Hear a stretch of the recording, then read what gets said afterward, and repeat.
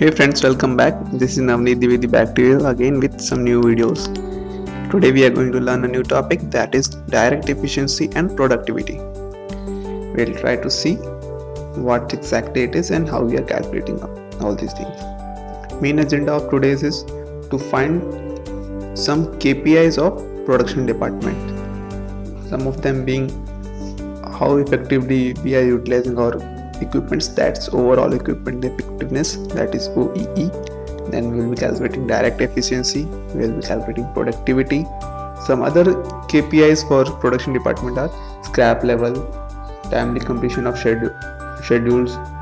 All those comes under the performance indicator of the production department. I have already explained in detail about OEE, how we are calculating OEE, what's the importance of OEE, what are the factors that are engaged in calculating OEE. We have even designed a template in Excel so that you can directly calculate OEE by giving some required inputs. So we are done with OEE. Next is direct efficiency and productivity. That's the today's agenda. That all we are going to learn today, and we'll try to see how to calculate. All these things which I shared with you are just the expertise that I've gained during my previous experience, during my learning and all. All this comes from reputed MNCs. All these procedures are being followed at many reputed MNCs. From there, I'm just trying to explain it to you. So first of all, why we need to calculate direct efficiency and productivity, that I will try to explain to you. Many times if it happens that we are not utilizing 100% of workers or direct laborers engaged in any production department for production activity. Suppose we are having 20 workers working in production department, then many times it will happen that only 15 or 12 are working for production department, that is they are working on machines for producing items or producing goods, but remaining will be doing some non-value added activities for at least for production department. It might happen that whatever they are doing is value added for other department, but for production department it will not be value added. Like many times we are sending our workers to quality department to do some segregation work.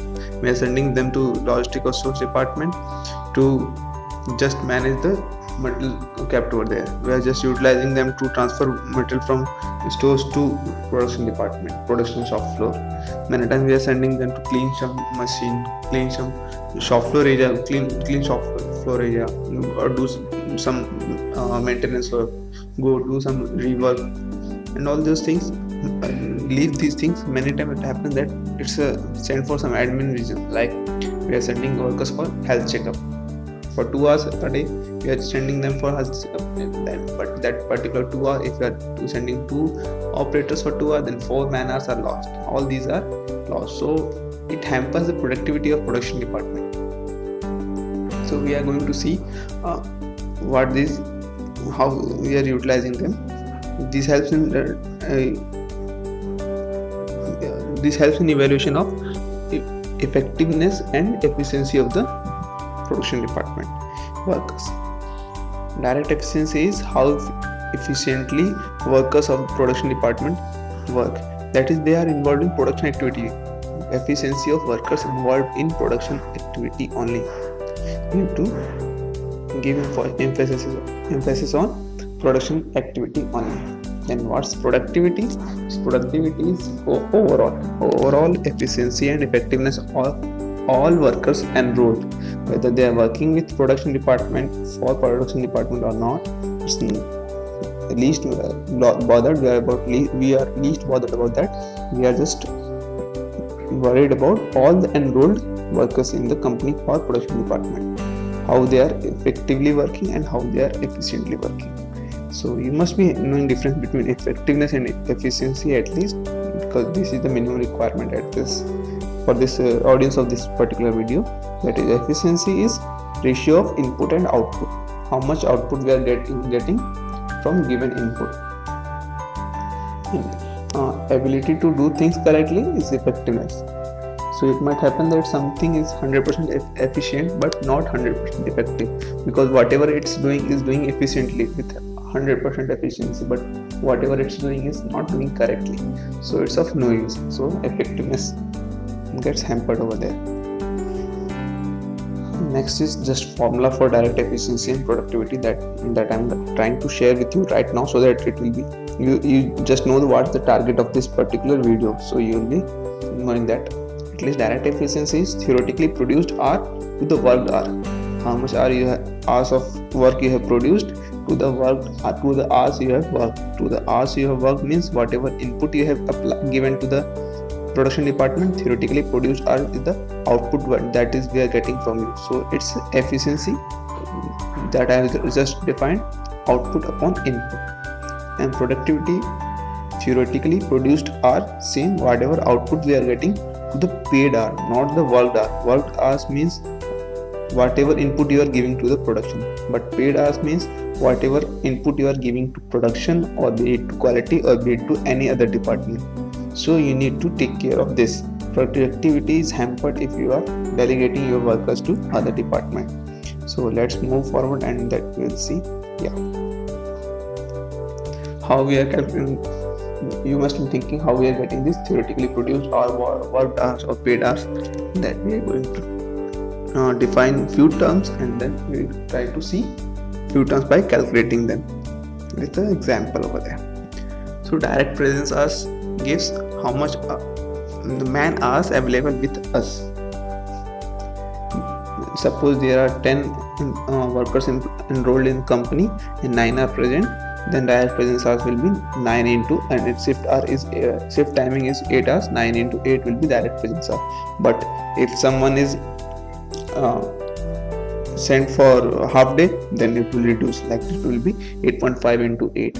If someone is working 1 hour extra, any one worker is working an hour extra, then we will be having 10 into 8, that is 10 employed and 8 hours of shift, and 10 into 8, 80 will be there, plus we will be adding 1 hour for extra working we are giving to any particular worker, that is overtime. And if someone is leaving early, then we will be having that we have to reduce from our direct presence hour. Direct presence hour is the man hours that is available with us.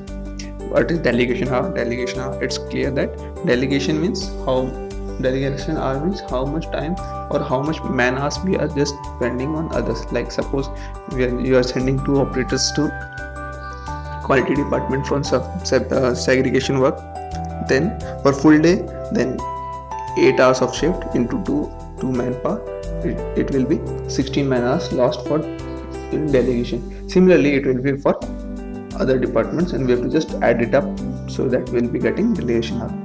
And what is standard hour? Standard hour is the time required to make 1 unit of any particular item. If you are having if you are producing 10 items in your company, then you have 10 standard hours for A, B, C, D, and so on. So standard hour is the time required in hours to produce a single unit of any particular item. So let's begin with an example. It will be crystal clear to you at the end of this example that how we are calculating all these things. Suppose we are producing 2 items, item A and item B in our company, and these are the process flow diagram for these 2. So for item A, we are having operations like punching, trimming, drawing, buffing, and packaging. All these are the different process operations that we are performing on the input or raw material, and the timings are given over there: 2 minutes, 1 minute, 3 minutes, again 2 minutes, again 2 minutes. So just we add up all these things, then we are getting 10 minutes total time cycle for item A as 10 minutes. And similarly for item B, we are having processes like cutting, deburring, drilling, bending, and washing at the end. And if you just total add up all the timing, you will be getting 12 minutes. So in this way, we are having total time cycle for process A as 10 minutes and for process B as 12 minutes. So we are just denoting it by TTC A and TTC B. You must be saying that why not we are taking the cycle time? We are not taking the cycle time because cycle time just indicates the time of highest time taking process. Okay, if you say the cycle time of process item A will be 3 minutes because the maximum time is required at this particular process. Similarly, for process item B, it will be 5 minutes. But we need to employ manpower at each and every station, so we are just trying to add up all the timing so that we'll be getting how much man hour is required. Suppose if you are, it's 12 minutes, so it's 0.2 hours per unit. Okay, then if you want to produce 5 units, how much time is required? How much time is not required, how much man hour is required for producing 5 minutes? How much man hour is required? If you want to find out, just multiply it with 5, you will be getting 1. So if you are having 1 man hour, you will be producing 5 output. Okay, so we are just going over total time cycle instead of cycle time. So this is the basic inputs that's provided to us. All the way dark blue shades you are seeing are the inputs required from the supervisor, daily supervisor, to calculate, so that we can calculate the productivity and direct efficiency. So we just try to read all this, and then we will move forward to calculate the direct efficiency and productivity. TE, that is total enrolled in our company. We have enrolled 11 manpower, and out of that total present were 10 were present, and out of that 10, 1 was setup man. So we have to include setup man also. If we have employed an setup man for production department separately, then we have to include that also. So instead of, if you say that we have 11 enrolled in our company and only 9 are working on line, but 1 is setup man, so no, it's not like that. You have to take only 9, you have to take setup man also, because setup man you have enrolled for your production activity. So you are paying for that, so you need to include that also. So this one is included in this particular 10. You can't say that we have only 9 working and 1 setup man. No, you are having 10 working over there. And suppose one particular worker left for half day, then shortly 4, and 1 worker worked for 1 extra hour, so overtime 1. These are in hours. How much hours they have extra left early or worked extra, whatever it is. Then how much manpower we have delegated to other departments. Stores, we have delegated 1 manpower for duration 8, means whole day we have delegated one man. So man hours lost will be 8 hours over there, 8 into 1. Similarly, we have sent 1 person for half of day to quality, so man hour lost will be 4. Again, we have sent two workers for some admin work, be it anything, it's of immaterial, for 4 hours, then 8 hours are left. 8 hours are lost. So these are total delegated hours. What we are getting, 8 plus 4 plus 8. Okay. Then shift timing is 8.5 and break timing is 0.5. So 8.5 why it is necessary and 0.5 why it is necessary, that we will try to see in next slide, where we will be using them for calculation, because 8.5 is used for paying and 8 will be used for calculating the efficiency, because though they are present for 8.5 hours, but 0.5 hours they are doing lunch, so we can't include that for efficiency. But for productivity, yeah, definitely whatever we are paying, if we are paying for we are calling the workers for 10 hours and giving them 3 breaks of half of an hour, then it's just all off, because we are not able to motivate them to work efficiently, so that their presence is effective.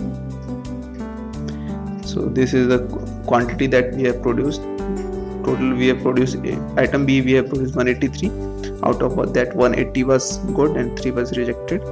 And similarly, item B, 100 we have produced, all the 100 were okay, no rejection. So what we have to do for calculation is this okay part, good parts only, because whatever you're producing, if it's scrap, then you are not efficient. It's not like that just go and producing and all these are scrap and of no use, then you are definitely your efficiency will be decreasing. So we need to consider only good items. I've just prepared this template in Excel sheet also. I'll try to just share you the formulas of all this with you once we are done with this particular presentation. So Let's begin. Production hour is standard time of our shift. Standard time of the particular item A. Standard time was what? 10 minutes divided by 60, because we have seen for item A we were having 10 minutes total time cycle, and divided by 60 it will convert it into hours. Then how much quantity we have produced A is 180, that we have seen in previous slide, plus same way standard time for B 12 divided by 60 into total quantity that we have produced. So 50 man hours of output we have generated from all operators. This is whatever output we have generated, that is 50. Now next we will try to find out the other terms, like net shift time minus break time. That's very clear, 8 hours. Then direct presence hours, net shift time, that is 8 hours into total present 18 to 10. That's one part. Then secondly, how much OT we have given. We have given 1 hour of OT, that's plus 1. Then minus short leave, 4 hours we have given short leave, so 77 hours is the direct presence. So this is the input whatever we are getting from the operators. Okay. Delegated hours, sum of all delegation man hours, so it's 20 hours we have delegated, that we have seen in previous slide only. Then worked hours, direct presence hours minus delegated hours. See, direct presence hours, this is the time for which operator is present in the company, but out of that he was dedicated for this much man hours for other works. So 77 hours minus 20, 57 is the work hours. For this particular time, operator work in the production department or for production department. But if we say what's the paid hour is the total shift time into total employed.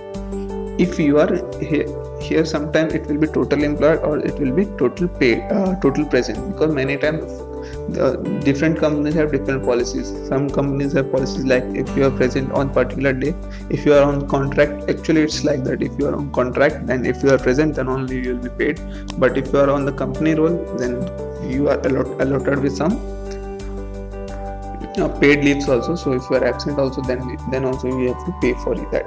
So it depends. So here whatever it will be TE or TP, it depends upon the policy of the company. So I have considered that we have to pay it. So shift time into TE plus overtime we have to pay. And definitely short leave, if anyone is taking, then we have to reduce that, because we are not paying for any leave. Okay, so just by calculating we are getting 90.5, that is the paid hours, 57 is the work hours. So just moving forward, we have direct efficiencies, theoretically produced hour, that is produced hour is 50 hours we have produced. All the workers those were present on the machine just produced 50 hours of work, and they worked for 57. So just by dividing them we are getting 87.7. Same way productivity, whatever they have produced, out of which we have paid for 90. We have paid for approximately 90 hours, but what we have got is only 50 hours of work. So it's nearly 55% of the thing that we are getting. So this is the procedure for calculating direct efficiency and productivity. And this is the summary report that you can see: shift time, break time, and what is net shift time, and how much hours they have produced the work. 50 hours means 50 man hours of work they have done, and remaining things that you can directly just get from this thing. So we are just done with this direct calculation. Our next part is to create a template for this calculation, so that you can just give the inputs that those we given in this blue sheet and directly use them. So I will try to just share with you the template, or I have just prepared it. I will just try to reiterate in front of you, so that you can even try to have your own template for this. So this is the same template that we have used in our presentation that I have shown. What you have to do and how calculations are done over this, I will try to see. You have to just input total enrolled, total present, and including the setup man also. Then we are just inputting how much short lives were there and overtime was there, and we are just giving the inputs like number of man hours sent and for what duration they were sent, and man hours we are just calculating by just multiplying these two. 8 into 1 we are getting 8, and see 4 into 2 we are getting 8. So again, secondly, here we are giving the inputs like how much quantity we have produced, out of that how many goods and how many scrap, and we are just inputting the total time cycle for that particular item. Suppose we are having many more items, then we have to just add it up there and just keep on increasing our items, 1 A, B, C, D, and like that. Next comes the calculation part, calculation of direct efficiency and productivity. For calculating these two, we need some inputs like total presence hours, total paid hour or total worked hours, and secondly standard output that we have received from these workers. So we are giving input as shift time, then break time, and we are calculating net shift time, just subtraction of these two. Secondly, how we are getting this production hour. Production hour is again total time cycle days. We have to convert it into minutes. So you can see the just F9 means this particular 10 divided by 60, we are converting it into hours, then multiply it into the good parts. So it is this particular block. Again we are adding the same thing for item B, 12 divided by 60 to the good parts. We are just adding it up, we are getting 50. So we got production hour. Secondly, direct presence hours. We are having net shift time of 8, and out of that 8 we will be multiplying with the total present, plus we will be adding up overtime if any, and we will be subtracting any short leave. So by this way we are getting direct presence hour. And delegated hour, we are just summing up all the man hours that we have delegated to other departments. Next is work hours. Work hour is direct presence is this, out of which 20 were delegated hours, so remaining is 57, just normal subtraction. And paid hours, again for shift timing into total enrolled, if directly we are getting, then we are just adding up the overtime and just subtracting over the short leave. So we are just getting the paid hours. So once we are done with all the inputs required for the direct efficiency, we have to just divide the produced hours with the worked hours and produced hours with the paid hours for finding direct efficiency and productivity. So it's there. J7, J10, J7 you can see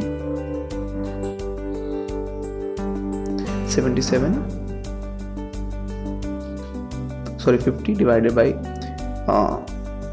worked hours is 57, we are getting 87, and again we are dividing 50 divided by 50 to the 90.5, we are getting productivity.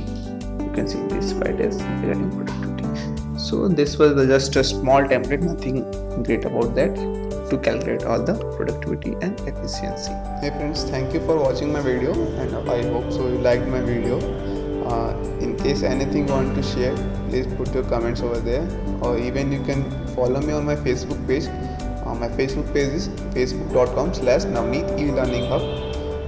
You can even put over there your requirements on any particular topic. If you want any lecture from my side, you can put over there. I'll try to go through that topics and present my views on my lecture on that particular topic. Hope so you will be sharing your knowledge with it.